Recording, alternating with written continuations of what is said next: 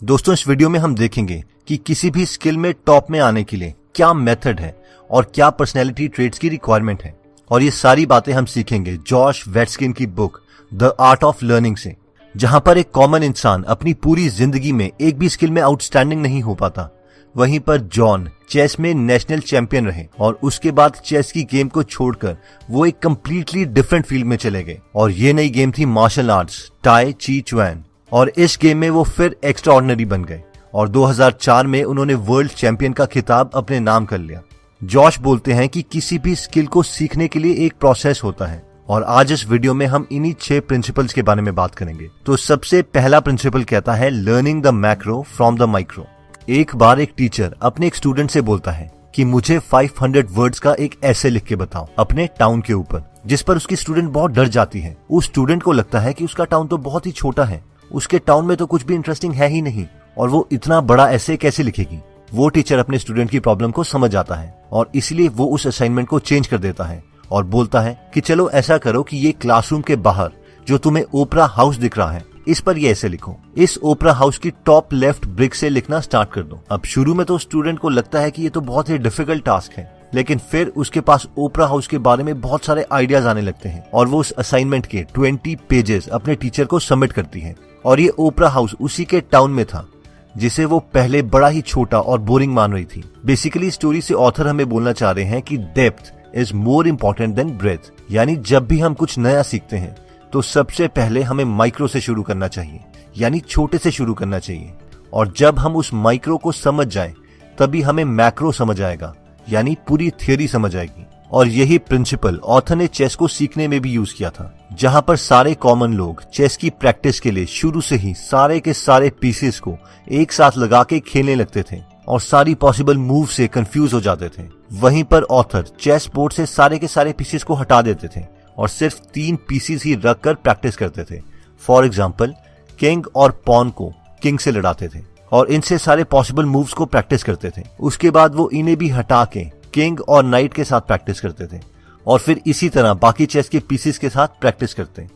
और यही रीजन है कि वो एज अ चेस प्लेयर बहुत जल्दी ग्रो हो गए। अगर हम स्टडीज में भी इसे इम्प्लीमेंट करना चाहते हैं तो हम एक कॉन्सेप्ट को सीख के उसी कॉन्सेप्ट से रिलेटेड काफी सारे क्वेश्चंस को सॉल्व कर सकते हैं, ताकि हमें उस कॉन्सेप्ट के बारे में अच्छे से पता चल जाए। सेकंड प्रिंसिपल कहता है लूजिंग टू विन, यानी हमें जीतने के लिए बहुत बार हारना पड़ेगा। ऑथर कहते हैं कि ये एक कॉमन ट्रेट है जो उनमें स्टार्टिंग से अवेलेबल था। वो जानते थे कि उन्हें हारना पड़ेगा अगर उन्हें नेशनल चैंपियन बनना है। इसके लिए जब वो 8 साल के थे तो वो अपने से कहीं ज्यादा बड़े एज ग्रुप वाले लड़कों को चेस में चैलेंज कर देते थे और उनसे बहुत बार हारते रहते, लेकिन बार बार हार के ही उन्हें ऐसी चेस मूव्स का पता चला जो उनके एज के ग्रुप वाले लड़कों को दूर दूर तक नहीं पता थी। ऑथर बोलते हैं कि बार बार हारना बहुत ही इमोशनल इवेंट होता है, बहुत दुख होता है, लेकिन सिर्फ यही एक सक्सेस का रास्ता है। ऑथर के काफी फ्रेंड्स ऐसे चेस प्लेयर्स के साथ कभी नहीं खेलते थे जो उन्हें हरा सके, क्योंकि वो उन दुख की मोमेंट्स को नहीं जीना चाहते थे जो हारने के बाद महसूस होती हैं। लेकिन ऑथर बोलते हैं कि मैं जानबूझकर हारता रहता था और अपनी स्किल्स को इम्प्रूव करता रहता था। ऑथर बताते हैं कि उनका एक फ्रेंड था जिसके फ्रेंड्स और फैमिली मेंबर्स उसे चेस में आउटस्टैंडिंग बोलते थे। कई लोगों ने तो उसे अनडिफीटेड का टाइटल भी दे दिया था। लेकिन जिस दिन उसका ऑथर के साथ चेस में मैच था तो उसने वो मैच खेलने से ही मना कर दिया, क्योंकि वो हारना नहीं चाहता था और वो अपनी परफेक्ट चेस प्लेयर की इमेज को खराब नहीं करना चाहता था। अगर हम स्टडीज की बात करें तो हमने देखा है कि कई स्टूडेंट्स मॉक टेस्ट नहीं देते। वो सोचते हैं कि जब सिलेबस पूरा होगा तभी हम मॉक टेस्ट देंगे। ये एक बहाना है जो हम खुद से बोलते हैं। असली में हमें पता है कि हमें दुख होगा अगर हमारे मॉक टेस्ट में कम मार्क्स आएंगे, लेकिन इस प्रिंसिपल के अकॉर्डिंग हमें इस दुख से गुजरना ही पड़ेगा, वरना हम अपने कंफर्ट जोन में ही रह जाएंगे और कभी भी इंप्रूव नहीं हो पाएंगे। ऑथर कहते हैं कि एक बार जब हम हार जाएं तो हमें जल्दी से जल्दी अपनी गलतियों को समझ लेना चाहिए और उसे रिपीट नहीं करना चाहिए। ऑथर बोलते हैं कि जब वो मार्शल आर्ट्स टाई ची चुआन की प्रैक्टिस करते थे तो वो इसी प्रिंसिपल को फॉलो करते थे और वो बहुत से अपने फेलो मार्शल आर्टिस्ट से आगे बढ़ गए जो उनसे बहुत पहले से प्रैक्टिस कर रहे थे। ऑथर बोलते हैं कि ये कहने में तो आसान है कि अपनी गलती को रिकॉग्नाइज करो और दोबारा उसे रिपीट मत करो, लेकिन एक्चुअल में इसे इम्प्लीमेंट करने में कई बार हमें महीने लग जाते हैं। हमें कोई भी काम करते हुए ये देखना पड़ता है कि हम कौन सी साइकोलॉजी या टेक्निकल गलती बार बार कर रहे हैं, और जब हमें अपनी गलती का पैटर्न समझ में आ जाए तो हमें इसे इम्प्रूव किए बगैर नहीं रुकना चाहिए। फिर चाहे इसमें महीने ही क्यों ना लग जाए। थर्ड प्रिंसिपल कहता है expect and prepare for dirty plan.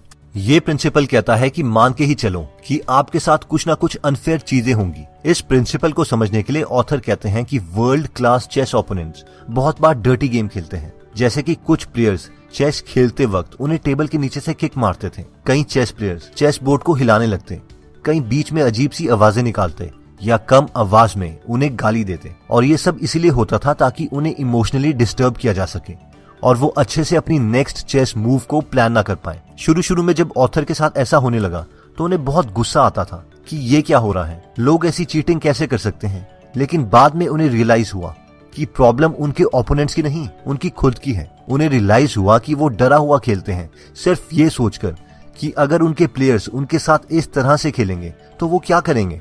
उन्होंने डिसाइड कर लिया था कि रोने से तो कुछ नहीं होगा, लेकिन अगर उन्हें खुद को ट्रेन करना है तो उन्हें इस सिचुएशन की प्रैक्टिस करनी पड़ेगी।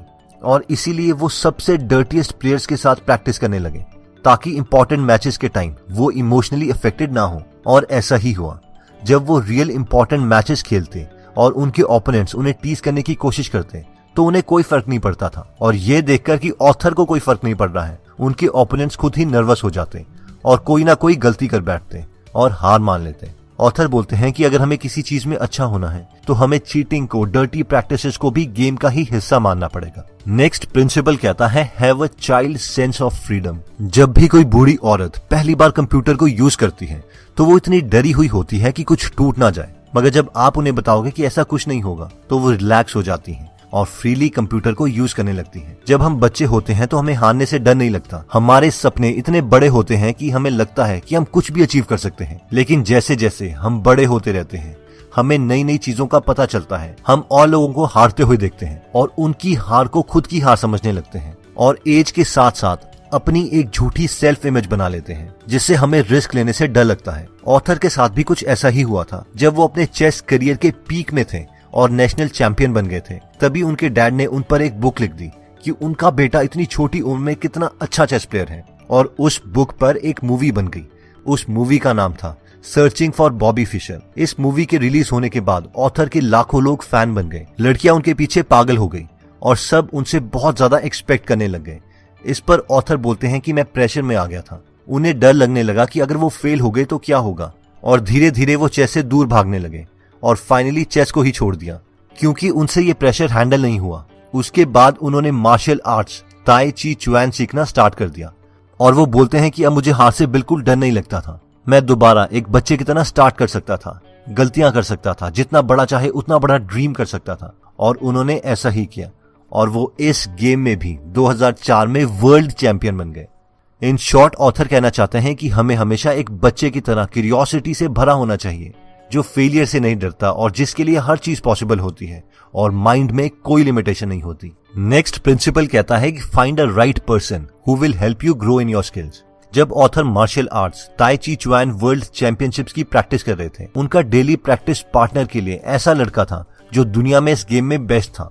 हर रोज वो दोनों एक दूसरे को सारे सीक्रेट्स बताते थे जो उन्हें मार्शल आर्ट्स के बारे में पता थे और वो एक दूसरे की गेम को इम्प्रूव करने की कोशिश करते। वो एक दूसरे को नई नई ट्रिक्स के बारे में बताते जिससे वो और लोगों की मूव्स को काउंटर कर सकते थे। ये कांस्टेंट फीडबैक वो भी ऐसे पार्टनर से जो स्किल में अच्छा भी है और आपका भला भी चाहता है, आपको आपकी स्किल में बहुत जल्दी अच्छे लेवल पर ले जा सकता है। इसलिए चाहे आप बिजनेस में भी क्यों ना हो, हमेशा कोशिश कीजिए कि आप एक ऐसा पार्टनर ढूंढ सके जिससे एक्सपीरियंस हो और आप दोनों एक दूसरे की मदद कर सकें। इन शॉर्ट एक विन विन सिचुएशन बना सकें। नेक्स्ट पॉइंट कहता है कि work on the areas you are neglecting before you are forced to. ये प्रिंसिपल कहता है कि हमें अपनी कमियों पर काम करना चाहिए इससे पहले कि हालात हमें मजबूर कर दें उन्हीं कमियों पर काम करने के लिए। ऑथर जब मार्शल आर्ट्स प्रैक्टिस करते थे तब वो अपने लेफ्ट हैंड पर उतना फोकस नहीं करते थे जितना कि राइट हैंड पर, क्योंकि राइट हैंड उनका डोमिनेंट हैंड था और ये तब तक चलता रहा जब तक उनके राइट हैंड में इंजरी नहीं होगी। इंजरी होने के बाद उन्हें अपने लेफ्ट हैंड पर ही सबसे ज्यादा फोकस करना पड़ा। ऑथर कहते हैं कि ये बहुत इंपॉर्टेंट है कि हम अपनी रिक्वायर्ड स्किल के सब एरियाज पर काम करें। फॉर एग्जाम्पल, अगर आप बिजनेस में हैं तो आप अपनी पुरानी ऑफलाइन स्ट्रैटेजी से ही अपना बिजनेस ग्रो नहीं कर सकते। हमें टाइम के साथ साथ ऑनलाइन मार्केटिंग के तरीकों को भी समझना पड़ेगा। अगर हम इसे निग्लेक्ट कर देंगे तो बिजनेस फेल भी हो सकता है और एक्सट्रीम पॉइंट आने पर हमें ऑनलाइन मार्केटिंग स्ट्रैटेजीज फिर से सीखनी पड़ेगी। तो दोस्तों इस वीडियो में हमने किसी भी स्किल को जल्दी इंप्रूव करने के लिए 6 प्रिंसिपल देखे, जिसमें सबसे पहले हमने देखा कि learning the macro from the micro, यानी जिस स्किल में हम अच्छा होना चाहते हैं उसमें सबसे पहले हमें छोटी चीज से स्टार्ट करना पड़ेगा। यानी पहले सिर्फ एक कॉन्सेप्ट को लेकर उसमें बहुत अच्छे होना है और उसके बाद फिर नेक्स्ट कॉन्सेप्ट से स्टार्ट करना है। नेक्स्ट पॉइंट कहता था लूजिंग टू विन, यानी जीतने के लिए हमें बहुत बार जानबूझकर हारना पड़ेगा ताकि हम अपने स्किल में जल्दी अच्छे हो जाएं। ऑब्वियसली हमें दुख होगा, लेकिन जो इस इमोशन को हैंडल कर लेगा एंड में वही विनर बनेगा। नेक्स्ट पॉइंट कहता है expect for the dirty plan, यानी कई बार ऐसा होगा कि आप ज्यादा केपेबल होंगे लेकिन विनर किसी और को बना दिया जाएगा या आपके साथ अनफेयर चीजें होंगी, लेकिन ऑथर कहते हैं कि इसका बुरा मानने के बजाय हमें इसे भी गेम का हिस्सा मानना चाहिए और इसके बावजूद आगे बढ़ते रहना चाहिए। नेक्स्ट पॉइंट कहता है कि have a child sense of freedom, यानी एक बच्चे की तरह हम फेलियर से ना डरें और लोगों के फेलियर को खुद की लिमिटेशन ना माने। Everything is possible if you believe it. Next point कहता है कि find a right partner who will help you grow in your skill, यानी अगर हमें कोई हमारी स्किल में अच्छा पार्टनर मिल जाए तो हम उसकी मदद से जल्दी इंप्रूव हो सकते हैं। फाइनली लास्ट पॉइंट कहता है work on the areas you are neglecting before you are forced to, यानी हमें हमारी स्किल के बारे में सब पता होना चाहिए और इससे पहले कि वक्त हमें इसके लिए मजबूर करे हमें खुद ही इंप्रूव हो जाना चाहिए।